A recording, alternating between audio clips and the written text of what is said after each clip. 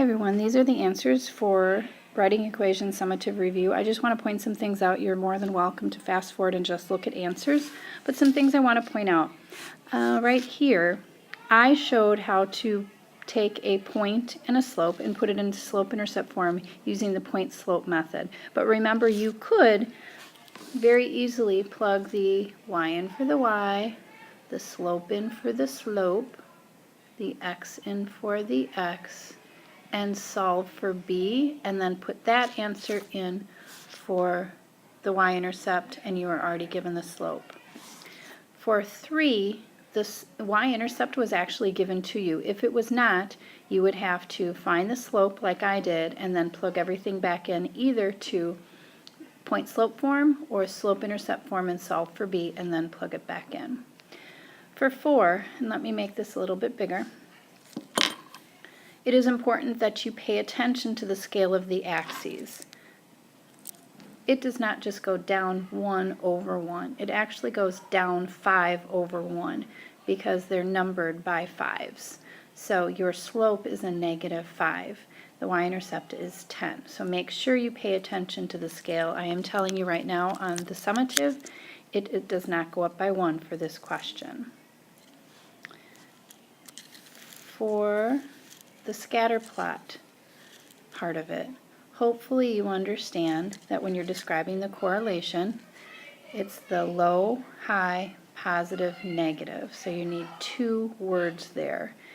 And that will get you a 2. I left off actually the 1 level, and that's just what, like I showed you in class, where I give you different graphs and you have to determine which one has the best fit line. You don't have to draw it, you just have to show me.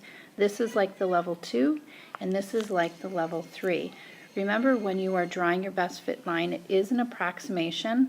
So if you are about what I have, then you would be good. So if you would like to do the division and actually divide 25 by 3 to get that number and 125 divided by 3 to get that number and check to see if you're close, fine. But you should be able to tell. And you get this by, remember, you're drawing your best fit line, choosing 2 points, and then following the same thing you did for above, where you're finding the slope, plugging it into point slope form, and putting it into y-intercept form.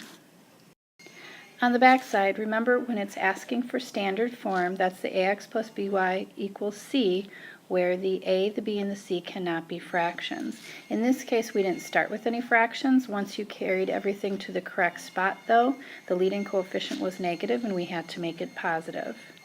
For 8, we did have fractions, and so I multiplied by 12 because if you multiply by 12, it's the least common denominator of 3 and 4, so it gets rid of everything, and then I just needed to put it in the correct form.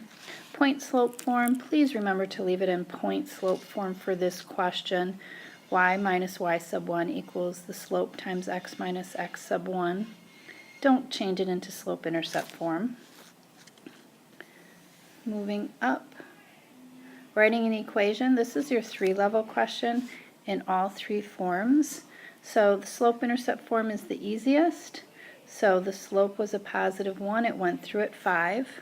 And then I just took this form, subtracted 2x from both sides, and then made it positive to get it in standard form.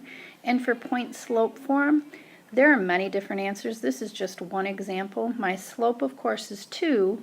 So that's the slope, and then I chose this point, -1, 3. So y minus y sub 1 equals the slope times x minus x sub 1. So minus a -1 is plus 1. There are many different examples that you could have used. Any one of these points would have worked.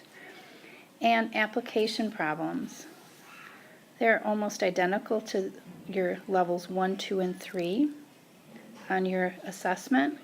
For 11, you were given the upfront, what he makes upfront plus the 5%. Please don't forget to put the percent as a decimal. Standard form, you were all doing a great job. It's 4x, so this is the amount of item x right there. This is the amount of item y. It was 7 at y for the total amount. And 13. 13, you were given the y-intercept in a point or 2 points. So I thought of my y-intercept as a point. So at 0 years, it cost $50,000. At 10 years, it was $80,000.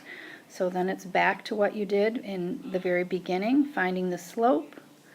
And then in this case, I didn't have to do anything else to find the y-intercept because it was given. Don't forget that this is appreciation, which means it's going up. Depreciation means that it's going down, so you're losing value.